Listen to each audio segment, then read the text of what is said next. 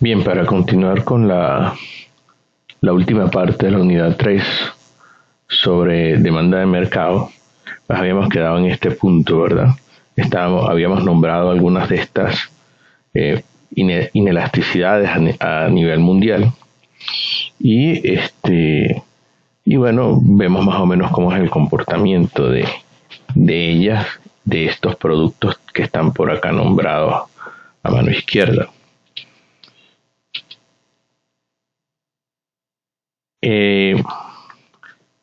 Para continuar, entonces, nosotros,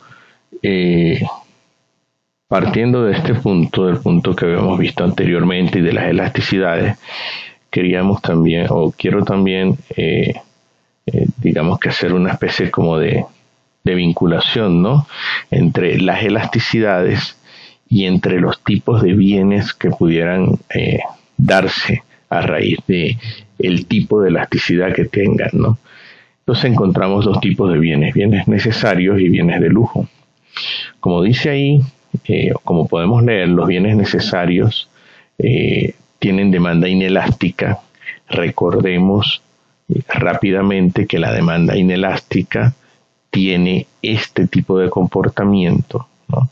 Tiene una recta o una curva que está inclinada pero que tiende a ser más vertical, y la demanda elástica tiene una curva que tiende a ser un poco más inclinada, un poco más acostada.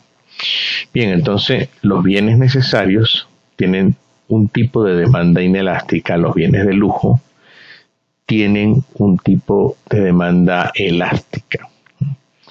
Lo que hace entonces digamos, darle esta característica a estos bienes no es precisamente la preferencia, o mejor dicho, no precisamente la condición que se le puede dar porque es determinado bien.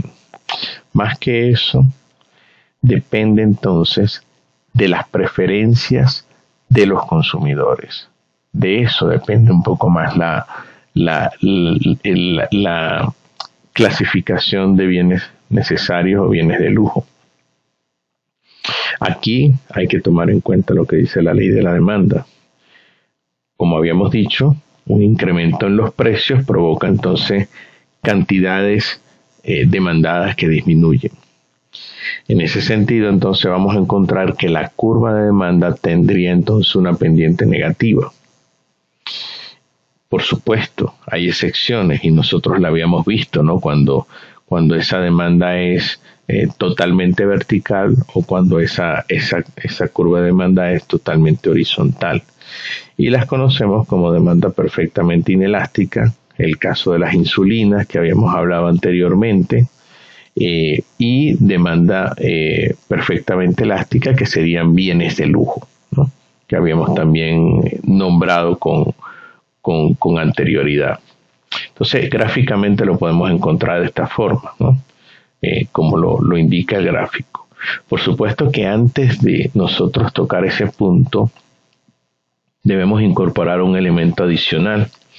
Ese elemento es la relación entre la elasticidad precio de la demanda y lo que nosotros consideraríamos que es ingresos de la empresa. Entonces el ingreso total lo podemos definir como la cantidad pagada por los compradores y percibida por los vendedores de un bien. Y entonces lo calculamos mediante una fórmula muy sencilla: ingreso igual a precio por cantidad, que lo vemos reflejado acá. Entonces vemos que precio 4 por la cantidad 100 nos da 400 de ingreso, aplicando esa fórmula que vimos anteriormente, ¿no?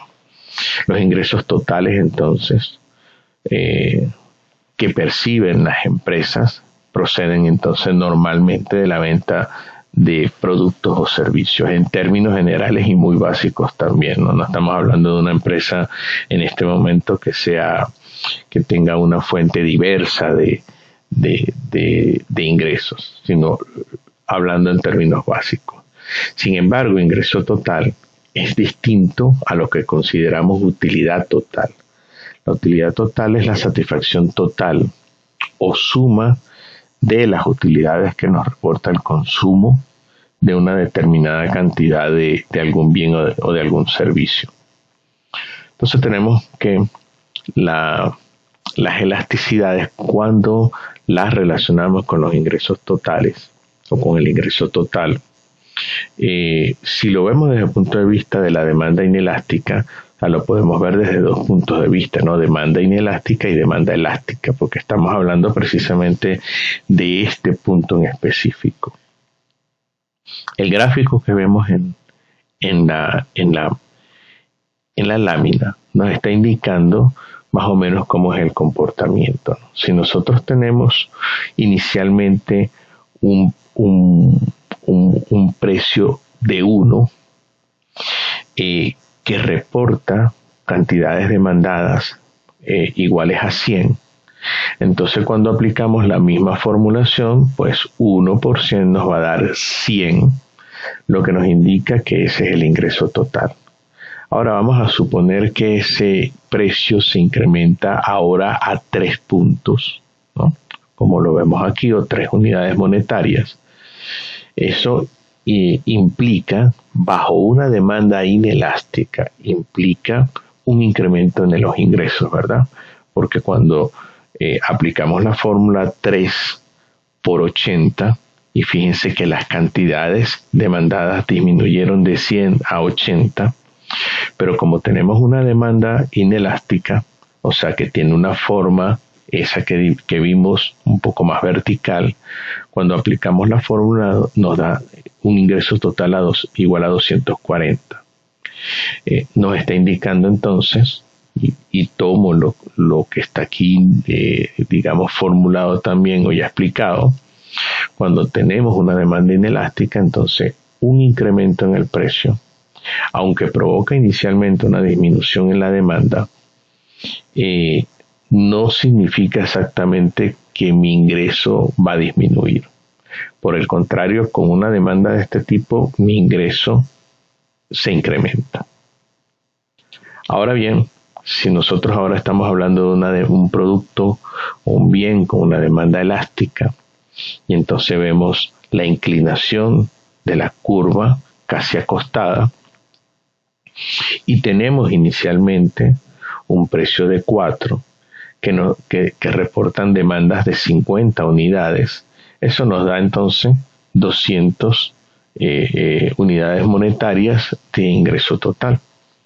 Si nosotros, o si se experimenta, mejor dicho, un incremento en el precio de 4 a 5, y fíjense que las proporciones, incluso para efectos del ejemplo, son mínimas, es solamente una unidad monetaria, pero con una curva de este tipo, entonces va a reportar primero una disminución en las cantidades demandadas porque igualmente se está incrementando el precio. Pero cuando aplicamos la fórmula, 5 por 20 unidades demandadas nos va a dar igual a 100. Entonces fíjense que se nos da también un incremento en el precio, pero ese incremento en el precio no nos va bajo un producto con una demanda elástica, no nos va a dar el mismo resultado que vimos anteriormente. En ese caso, un incremento en el precio puede provocar una disminución en las cantidades demandadas de proporcionalmente mayor. Entonces, eso indica que bajo este tipo de demanda, ese incremento más bien va a resultar al final como una disminución en el ingreso total. Ahora vemos ahí esas ejemplos de curva que vimos anteriormente, y si ustedes denotan, pues se van a dar cuenta que tenemos distintos cambios en los precios que reportan cantidades demandadas distintas, ¿no? Y lo que nos está indicando, dependiendo de cómo aparece acá del escenario, entonces nos está diciendo, por ejemplo, que la falta de recursos, la falta de efectivo, o ante la falta de efectivo, entonces la pregunta que se nos puede venir a nosotros, digamos, como un escenario, si nosotros fuéramos de repente un asesor o si tuviéramos la propia administración de nuestro negocio, la pregunta es, ¿aumentamos o no aumentamos el precio del bien o el precio del servicio? Y aquí recuerdo, bueno, la futura, a lo mejor, actividad laboral que van a tener. Ese incremento en el precio reportaría entonces incrementos o disminuciones en el ingreso, ¿no? O sea, al incrementar o al variar el precio. Y la respuesta que vamos a obtener es, depende también de la elasticidad de la curva de demanda, y estamos viendo entonces la importancia de conocerla, ¿no? Aunque seguramente la conocemos o la manejamos, pero de forma indirecta, no nos estamos dando cuenta, o algunos establecimientos comerciales la manejan, pero no se dan cuenta que están hablando entonces de algún tipo de elasticidad de la curva de demanda. Vemos entonces que si la demanda de ese producto o de este producto Q en este ejemplo o en estos ejemplos que vemos acá, en este caso sea inelástica, entonces una subida del precio, ¿no?, de P1 a P2 y aquí también de P1 a P2 va a reportar entonces un comportamiento donde la cantidad demandada es mucho menor y la proporción va a ser mucho menor en el resultado de ese incremento en el precio, y al final nos puede dar entonces recordemos que este espacio que vemos acá en este rectángulo reporta más o menos o nos indica más o menos cuál es el ingreso total.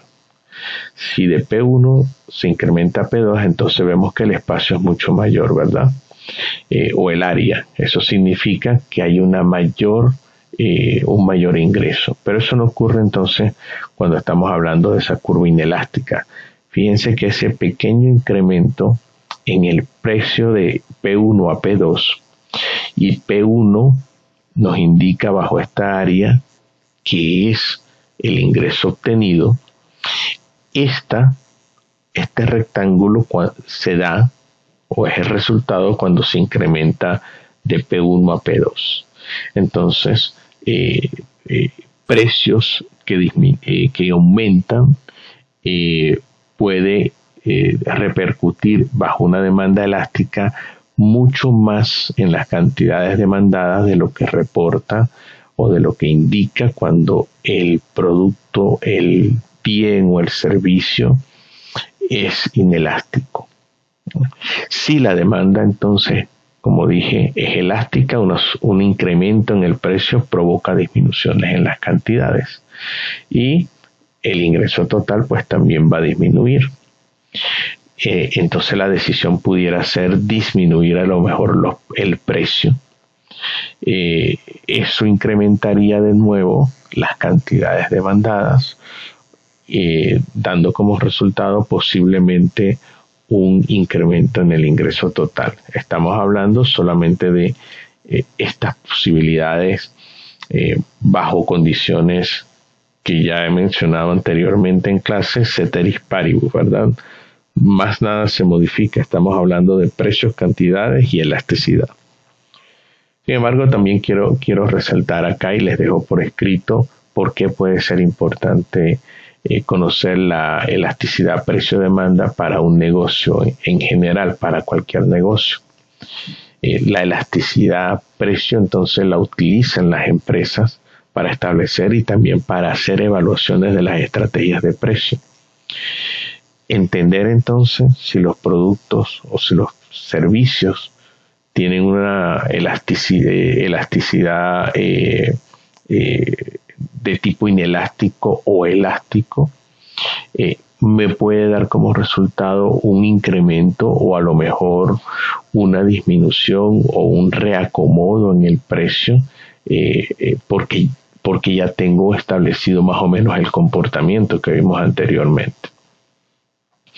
A manera de ejemplo, aumentar entonces el precio o los precios pudieran dar como resultado una disminución en la demanda.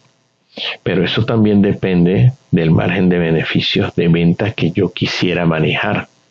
Y por eso es que empiezan a incluirse en la formulación, en el modelo o en la misma ecuación en la que estamos hablando, nuevos elementos. Yo lo que tengo que verificar es, al tener mi elasticidad de ese producto, de ese servicio, determinar si una disminución en el precio o un aumento en el precio va a provocar un incremento en el ingreso total. Por supuesto que también tenemos que tomar en cuenta las capacidades de producción o de venta o de suministro por parte de los proveedores de esos bienes y servicios, así como también los nuevos costos que se asocian a un incremento en la oferta. Entonces esos son elementos que hay que considerar también. Entonces fíjense que como estamos incluyendo nuevos elementos, entonces esos nuevos elementos que influyen en la demanda, influyen en el mercado, pues en algunos casos y en el ámbito de las ciencias administrativas pueden considerarse bajo el término de marketing. El mercado entonces se utiliza o se ha utilizado para denominar o se denomina el lugar donde se reúnen compradores y vendedores para intercambiar bienes y servicios por alguna cantidad o alguna unidad monetaria. Bajo este contexto de mercado, de concepto de mercado, el marketing entonces propone crear algún tipo de intercambio que satisfaga entonces las necesidades de los consumidores, pero también de los proveedores. En este caso es necesario entonces, como se puede ver aquí abajo, conocer el mercado, para el cual se hace el análisis y determinar además cuál es el comportamiento del consumidor, porque termina siendo sumamente importante en la determinación de la estrategia que vamos a manejar o que se va a manejar, ¿no? Que ustedes van a manejar. El mercado entonces pudiéramos conocerlo, si lo vemos desde este punto de vista, a lo mejor de dos formas, ¿no? Un mercado actual que es en un momento dado la demanda de algún producto, de algún servicio específico, en un momento, como digo, determinado y en un espacio también ya fijado o delimitado. El mercado potencial, por otro lado, entonces sería lo formado por los posibles compradores. Ya vemos entonces que considerando el aspecto ahora del marketing en el mercado y en la demanda, entonces las personas que se encargan de este aspecto analizan las características y las posibilidades de mercado para determinar el nivel de demanda, digamos que pudiéramos denominar óptimo, para colocar y bajo qué condiciones colocar esos productos. Si el nivel de demanda entonces está por debajo del óptimo, el marketing intentaría de alguna forma estimular todos aquellos elementos que puedan incidir en el incremento de la demanda, entre otros el precio y otros elementos también, por supuesto, básicos de marketing, ¿no? Entonces nosotros bajo este punto de vista también podemos encontrar distintos tipos de demanda. Las que están nombradas ahí, fíjense que hay una cantidad importante porque denota distintas o me indica distintas características de los bienes o servicios que estemos analizando. Entonces tenemos demanda negativa, inexistente, latente, decreciente, irregular, demanda en exceso y demanda socialmente indeseable, ¿no? Cada uno de nosotros pudiéramos pensar a lo mejor un elemento o algún tipo de producto específico que está en el marco de este tipo de demandas, ¿verdad? O sea, digamos, demanda socialmente indeseable, que me indica que es cuando el consumo de un producto está socialmente mal considerado. Recordemos el ejemplo del cigarro, por ejemplo, ¿no? Demanda en exceso, la demanda de un producto o servicio es superior a la capacidad de oferta de la empresa, y eso puede ser a lo mejor ante la entrada en el mercado de un producto nuevo que sea muy demandado. A lo mejor los teléfonos celulares en el momento en que comenzaron a convertirse incluso pasaron de analógicos a digitales, y entonces le incorporaron una serie de elementos, se convirtieron en teléfonos inteligentes, pero a lo mejor no había esa capacidad de oferta o de producción tan importante. Demanda irregular se deriva de aquellas donde los bienes o servicios presentan oscilaciones en la demanda durante todo el año. Y puede ser ante la entrada en temporada de algún producto en específico, pudiera ser esas oscilaciones de, suponiendo, a lo mejor el caso puede ser que no sea exactamente ese o tan preciso, pero entendería que a lo mejor cuando se acercan vacaciones puede ser que la demanda de trajes de baño se incremente, ¿no? Entonces tiene cierta irregularidad, no tiene una demanda permanente, aunque a largo plazo termina entendiéndose que está bajo efectos temporales. Y así sucesivamente pudiéramos encontrar, digamos, explicaciones en la demanda latente, en la inexistente o en la negativa también.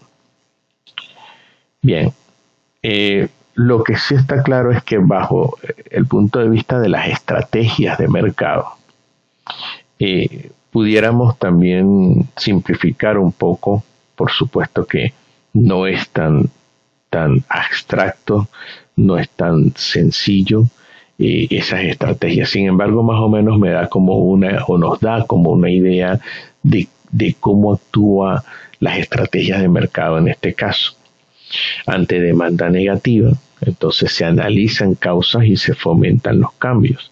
Ante demanda inexistente, se motiva al público y se trata de incentivar la demanda. La demanda latente, que habíamos mencionado anteriormente, cuando hay consumidores potenciales de un producto en el mercado y no existe todavía, ¿verdad? Algo que a lo mejor está por salir y que se ha determinado bajo estudios de mercado que puede tener demanda importante. Entonces, ¿cuál es la estrategia? Crear el producto que satisfaga esa demanda. El caso que mencionamos anteriormente también en la clase anterior, las computadoras o las computadoras portátiles cuando no existían, y fíjense que había un potencial tan importante que al salir, eso en ese momento antes de salir era una demanda latente. Demandas decrecientes provocan entonces revitalizar el producto y fomentar su consumo. Las irregulares, sincronizar la demanda a través de incentivos. O sea, tratar de alguna forma estabilizar la demanda, ¿no? Cosa que a veces no resulta tan fácil. La demanda en exceso, reducir la demanda y reorientar el consumo, posiblemente incluso hacia otros productos que se estén ofreciendo en ese mismo establecimiento o que se estén produciendo, o en el caso de los servicios, servicios nuevos que puedan hacer incluso servicios conexos al servicio principal que en ese momento pudiera estar sufriendo una demanda en exceso. Una demanda indeseable, cuya estrategia sería intentar entonces erradicar la demanda por campañas sociales, ¿no? Si hablamos de aquella del cigarrillo, pues bueno, ¿cómo hacemos o qué pensaron las empresas productoras de cigarro para no perder todas sus clientes, qué pensaron, a lo mejor mediante algún tipo de campaña social para seguir impulsando el consumo de cigarro. Sabemos entonces que no siempre la aplicación de marketing o de publicidad, de estrategias de mercado o las propias teorías económicas abstractas dan entonces como resultados movimientos en la demanda, ¿no? Existen otro tipo de afectaciones que provocan cambios y que se deben unir a esa estrategia a esas estrategias de mercado. Debemos entonces siempre considerar políticas impositivas, ya sean nacionales o municipales, los costos no previstos como los de ahora, que pueden ser combustible, lo que cobran ahora en fletes, algunas restricciones en vías de comunicación, ya sea porque las cierran o porque están en tan mal estado que bueno, me provoca otros costos adicionales, ¿verdad? Incluso de reposición y de depreciación de las unidades. Nuevos medios de pago, eso también pueden modificar, incluso en este caso desde el punto de vista positivo, lo que ocasionó, por ejemplo, las pandemias y los costos en bioseguridad, todos aquellos utilización de guantes, tapabocas, etcétera. Bueno, eso fue un costo adicional en ese momento. Por supuesto, la inflación en bolívares, la inflación en dólares, el tipo de cambio, entre otros elementos. Bien, fíjense que nosotros, más o menos al tomar en cuenta todos estos puntos que teníamos reunidos en todo lo que es demanda, lo que nos queda es hacer, y ya habíamos hecho incluso un ejercicio anterior, este ejercicio se los dejo para que a lo mejor lo analicen. Fíjense que no es complicado, viene acompañado de un gráfico que les puede dar mayores pistas para su análisis y desarrollo. Lo que nos dice es: trace la curva de demanda y calcule la elasticidad precio para el movimiento de A a B y el movimiento de B a A. Todo eso tomando en cuenta la formulación de la elasticidad precio que ya habíamos visto anteriormente. Aquí tenemos los elementos o los datos. Esos datos lo que me está diciendo es que el precio, o mejor dicho, el producto, el movimiento A, el punto A, se compone del precio, en este caso 50, y de las cantidades 100, y así también ocurre con el punto B. Al final, cuando se van a hacer entonces el cálculo de las elasticidades, entonces tenemos que en el punto A, vamos a medir son las diferencias. Recordemos que sería variación de la cantidad A por el precio A, variación de la cantidad A, variación del precio A por la cantidad A. Esto para el punto A. Y lo único es que si queremos más o menos tener el mismo razonamiento, pues podemos copiar esta misma formulación, y lo único que vamos a cambiar es A por B. Y la formulación sigue siendo la misma. Hacen el ejercicio y se van a dar cuenta que los resultados es menos 1 y menos 0,33. Y recordemos entonces anteriormente que nos estaban diciendo cuando el resultado estaba de 1 a infinito, era igual a 1, estaba por debajo de 1. Bueno, eso lo que nos va a indicar es el tipo de elasticidad que estamos entonces nosotros buscando. Y por último, quería solamente recordar y resaltar un poco de manera escrita, solamente para que se lea y se tenga una idea aproximada de cuál es la importancia. Aquí vamos a resaltar un poquito más o acompañar un poco más de aquello que vimos anteriormente, de la importancia de la existencia de las elasticidades. Bueno, aquí tenemos importancia de la elasticidad precio de la demanda en la vida real, en lo que nosotros vemos, y aquí van a aparecer incluso algunos casos hasta o algunos datos cuando incluso se incorpora el gobierno. Tenemos ejemplos de productos con elasticidades precio alta o baja, y la elasticidad en el corto plazo versus la elasticidad en el largo plazo, ¿no? Corto plazo, la elasticidad suele ser más baja que en el largo plazo. ¿Por qué? Pues porque en el largo plazo los consumidores entonces tienen una mayor capacidad para adaptarse a los cambios en el consumo. ¿Sí? Y aquí hace mención de algo que incluso lo podemos utilizar también en el caso, en el ejemplo venezolano. Precio de gasoil y precio de la gasolina también. Entonces esto solamente es como para agregarle un punto adicional a la importancia de la elasticidad y del conocimiento de por lo menos una idea de qué tipo de elasticidad tenga el producto, el servicio o el bien que nosotros estamos ofreciendo o que ofrece la empresa donde estamos nosotros trabajando, etcétera, ¿no? Bueno, con esto nosotros terminamos entonces esta unidad y bueno, la siguiente sería función de producción.